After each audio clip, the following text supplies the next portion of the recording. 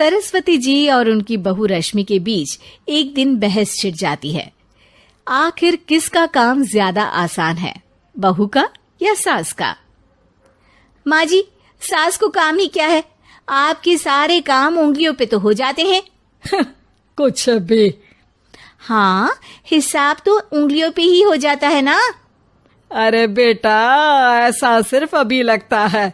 जो मुझे करना पड़ता है ना, वो तुझे करना पड़े तो समझ आएगा कि असली काम का पहाड़ कैसा होता है।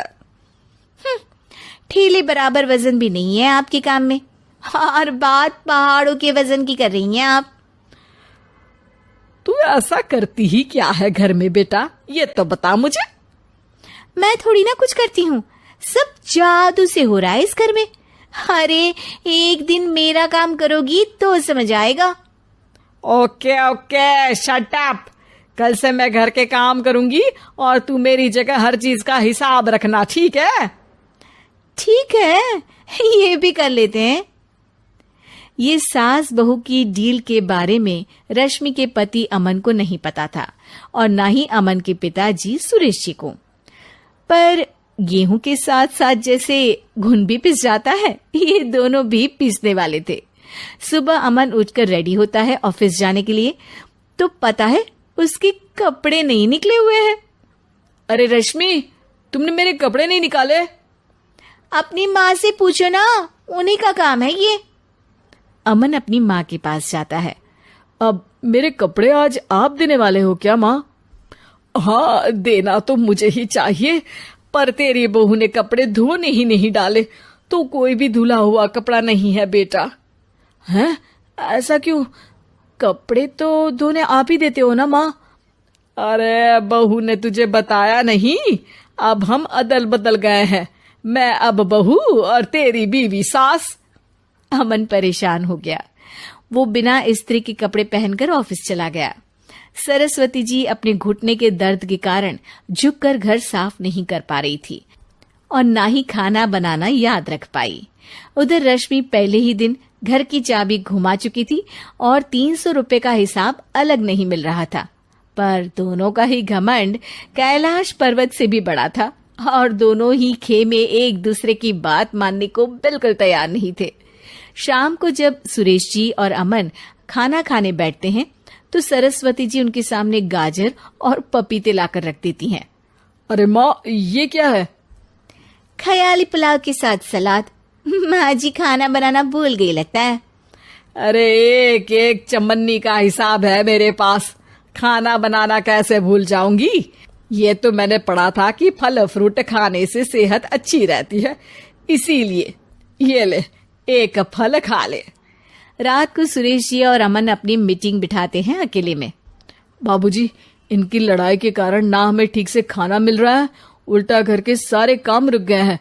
हाँ बेटा, 2 भैंसों की लड़ाई में बेचारे खेत के पौधों का भी नुकसान हो रहा है। पर पापा, क्या बताऊं आपको, मैंने माँ को इस महीने की 2 तारीख को बिजली के बिल के पैसे दिए थे। आज बिल भरने के लिए मांगने गया तो पता चला कि रश्मि उन पैसों से गैस सिलेंडर ले आई।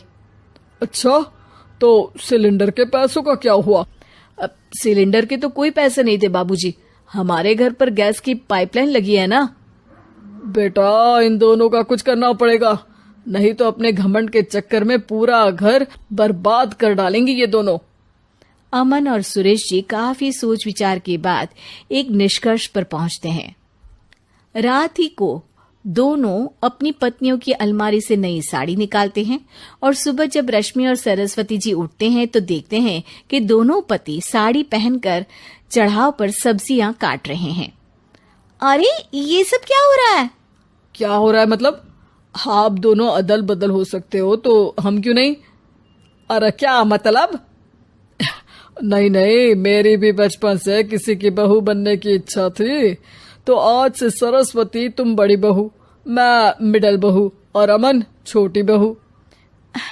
अरे लेकिन सब घर पर बैठ जाएंगे तो कमाएगा कौन? ये घर कैसे चलेगा? अब वो तो भैया या बाकी लोग जाने, अब हमने भी अदल बदल कर ही लिया है तो कुछ नहीं हो सकता। रश्मि और सरस्वती जी को समझ में आ जाता है कि उन दोनों की आपस की डील की वजह से इन दोनों को बहुत तकलीफ हो रही है और उनके ईगो ने दूसरों को कितनी यातनाएं दी है। अब असल में माँ जी आप सही थी, सास बनना बहुत मुश्किल है। अरे हाँ बेटा, और तू भी, मुझसे तो नहीं हो पाया सब घर के काम, वापस बदल ले क्या?